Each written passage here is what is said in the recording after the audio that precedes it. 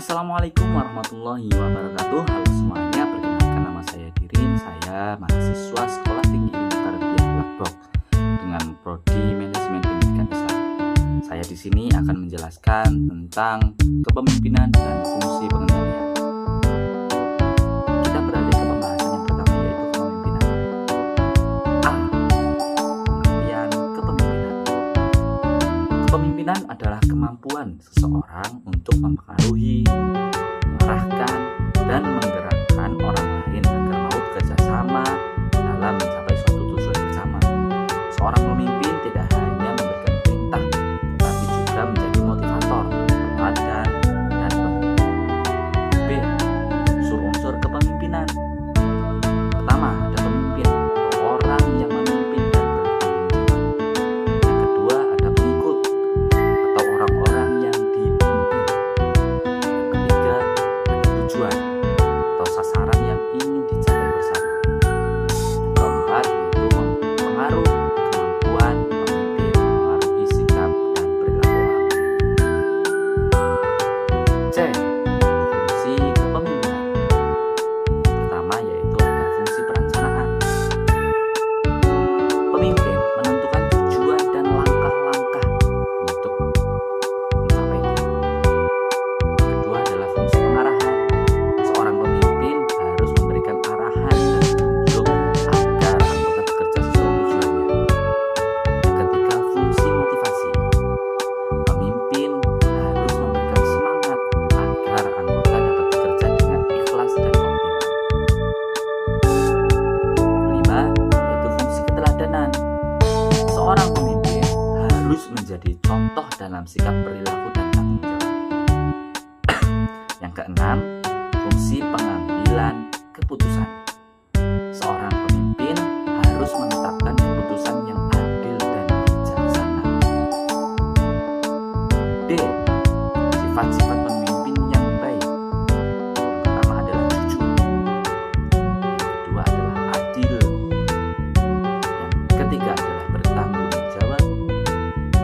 Yang keempat adalah tegas tetapi bijaksana.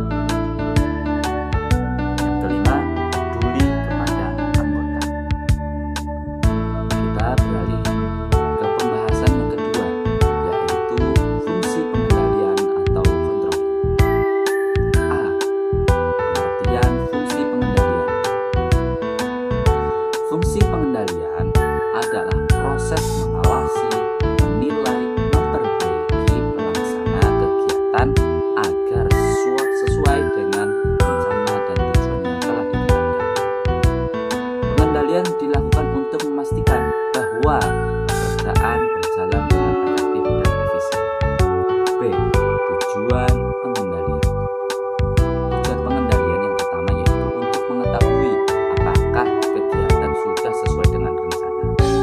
Yang kedua, mencegah terjadinya kesalahan dan penyimpangan. Yang ketiga, memperbaiki